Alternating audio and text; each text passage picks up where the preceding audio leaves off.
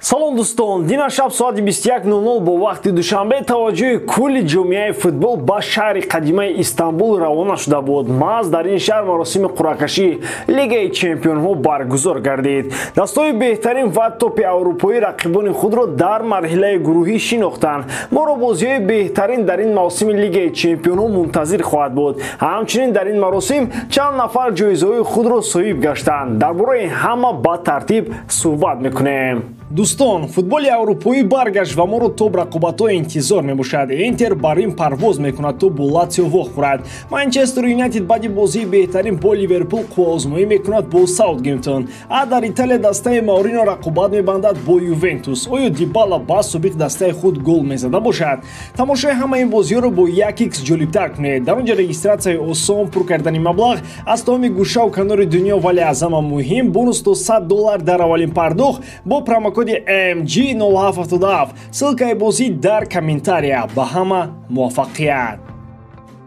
Пас аз маълум гаштани ҳамаи дастаҳои иштирокчии марҳилаи гурӯҳии Лигаи Чемпионҳо сабадҳо тартиб дода шуданд, ки дар натиҷаи онҳо дастаҳои аврупоӣ ба гурӯҳҳо тақсимбандӣ гаштанд. Дастаҳо ба 4 сабад ҷудо шуданд. Дар сабади якум қаҳрамонҳои Лигаи Чемпионҳо, Лигаи Аврупо ва чемпионҳои 6 чемпионати топи аврупоӣ шомил гаштанд. Дар 3 сабади дигар мувофиқи рейтинги УЕФА дастаҳо мавқеъ гирифтанд. Биёед акнун таваҷҷӯҳ мекунем ба гурӯҳҳо. Дар гурӯҳи А чунин дастаҳо мавқеъ гирифтанд: Аякс, Ливерпул, Наполи, Рейнджерс. Гурӯҳи Б Порто, Атлетико, Байер Брюге.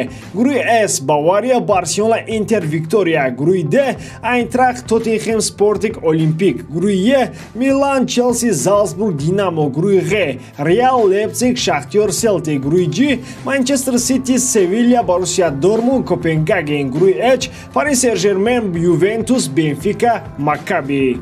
Аз байни ҳама ин гурӯҳҳо метавон ду квартетро алоҳида ҷудо кард. Инҳо гурӯҳҳои А ва С мебошанд. Дар ин гурӯҳҳо бозиҳои қаторӣ қариб ки нестанд.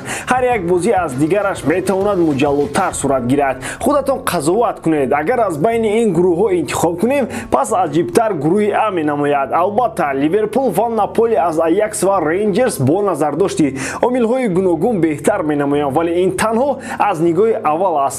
Аякс ва Рейнджерс дар ин гурӯҳ метавонанд ҳангомаҳо гурӯҳи С ҳеҷ камоӣ надорад. Бозии Барселона ва Бавария имтиҳони сахт барои Хави хоҳад буд. Соли гузашта дасташ ин имтиҳонро нагузашт, вале аз он вақт то ин ҷониб бисёр чиз тағйир ёфт. Пешрафти Барса дар ин дидор муайян мешавад. Гузашта аз ин рақобати Левандовски муқобили Бавария як ҷиҳати дигари ин гурӯҳ аст. Дар баробари ин дастаи Интер ҳамакнун омода аст ки дар Аврупо аз худ дарак диҳад. Кадом дастаҳо метавонанд моро дар ҳайрат монанд? Ман се дастаро мебинам ки имкони моро дар ҳайрат мондан дорад: Селтик, Залцбург ва Марсел. Аз ин тимҳо кам одамон чизеро интизорем, вале маҳз чунин дастаҳои камбаҳо имкони хеле дур рафтанро дорад. Гурӯҳҳои дигар ғайр аз А ва С каму беш фаворитон ва камбаҳоро аз нигоҳи аввал маълум мекунанд. Дар гурӯҳи Б фаворитон Атлетико ва Байер ҳастанд. Порто ҳам метавонад сенсатсия кунад. Брюге дастаи камбаҳост. Дар гурӯҳи Д тимҳои Тоттенхем ва Айнтрахт бояд бемушкилӣ бар Спортинг ва Олимпик дастболо шаванд. Милан ва Челси дар гурӯҳи Е танҳо байни худ барои зинаи якум бориза мебаранд, аммо Залцбург ва Динаморо бояд кам набинем. Реал дар гурӯҳи Г бояд 18 хол гирад. Барои ҷои дуввум Селтик метавонад Лейпциг ва Шахтёрро ноком кунад. Манчестер Сити дар гурӯҳи Ҷ мушкилӣ нахоҳад дошт. Боруссия ва Севилья барои ҷои дуввум ҷанг хоҳад кард. Дар гурӯҳи H ПСЖ ва Ювентус фаворитон буда, Бенфика ва Маккаби дар ҷустуҷӯи сенсатсия хоҳанд буд. Ғайр аз маросими қуръакашӣ ҷоизаҳои инфиродӣ тақсим шуданд. Беҳтарин бозингари Аврупо дар соли 2022 бе ягон шубҳа Карим Бензема шуд. ҷоизаи беҳтарин мураббии солро сармураббии Реал Мадрид Карло Анчелоти гирифт. Байни бонувон унвони беҳтаринро Алексия Путеллас бо бози Барса соҳиб шуд. Манчестер Юнайтед ба он ҷое бармегардад ки сайру гашти бозори футболбозонро аз он шурӯъ кард. Гап сари он меравад ки манкунянҳо боз ба варианти ҷалб кардани Марко Асенсио таваҷҷӯҳ карданд.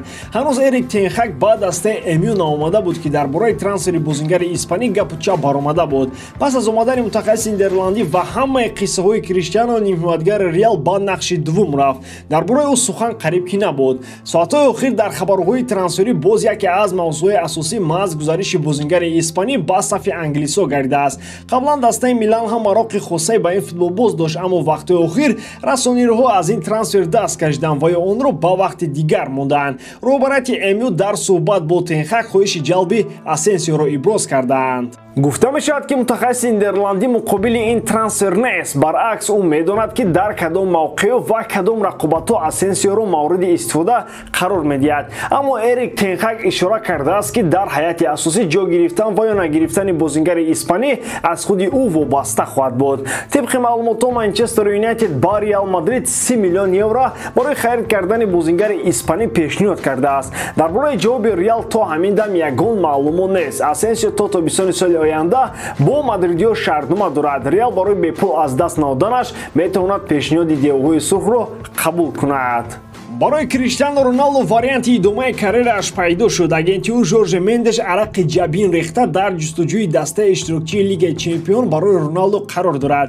қаблан яке аз дастҳое ки аз Криштиану рӯй гардон Наполи буд. айни ҳол агенти амлагари 37сола идеяро дорад ки мехоҳад онро дар амал татбиқ намояд. идея чунин аст: Мендеш барои гузариши амлагари Наполи Виктор Осимхен бо нархи гарон ба Манчестер Юнайтед мусоидат мекунад. дар ҷавоб дастаи шаҳри Неапл Криштиану Роналдуро ба сафи худ ҷалб мекунад.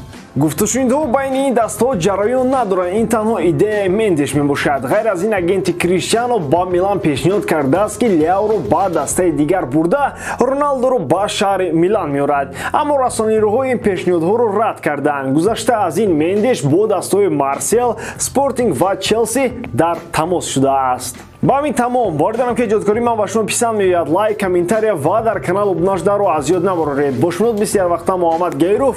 хай бародарон, дар паноҳи Аллоҳ.